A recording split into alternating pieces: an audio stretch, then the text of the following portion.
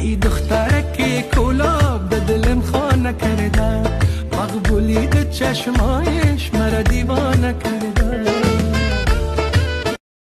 بمیرم واسه تو چه رنجا نکشیدی، چه خسته دل تنها، چه حرفا که شنیدی. حالا برگشتی بازم تو سینه، میدونی تنها منو داری، میدونم شیطون بلای جونم، مرا باز آرام نمیذاری. دل کوچولو دل دیوونه دیگه نرو.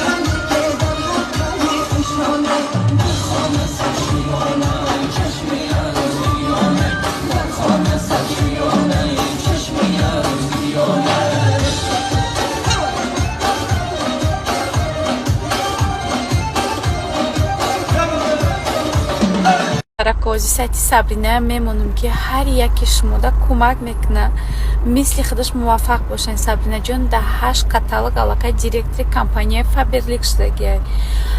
ما باور کنیم وقتی همراه یکم دخترک همراه یکم زنی که گپ میزنم کار میکنم من خوش میشم. برای چی؟ چون که من هم کار میکنم، من هم در شوهر مهنت میکنم.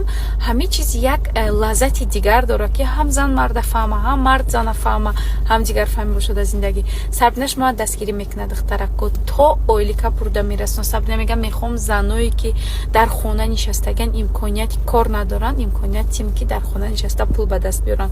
و شما اگر کارگر دولت هم باشین میتونین که کار کنین. فابرلیک در کار کردن یگم خیلی در کار شما ضرر نمیرسونه دخترکو. ای 16 ساله بالا میتونن لوبای خیلی زن دختر در کمپانی فابرلیک کار کنه. بیگم خرید فروش آموزش همین کار به پول، همش به پول دخترکاش. با همین خاطر دخترک شما بهترین شانس دارین. شما به پول کار میآموزونن، به پول رجیستراسیون میکنن، همه نزدیکی کار میفهمونه. توفه ها موندگی هاش باور کنین نبار موندگی ان که در 1 روبل 10 درهم تاجیکی داشت مصاحبه همون توفه میشوین. بسیار توفه های عجیب موندگی، نبار کسولکای فسون موندگی. گفتم که در 10 درهم به غرض ای طرف کمپانی داشت ما اجل توفه میتین، ای طرف دیرکتور ناستاونیکا داشت ما اجل توفه میتین دخترکو.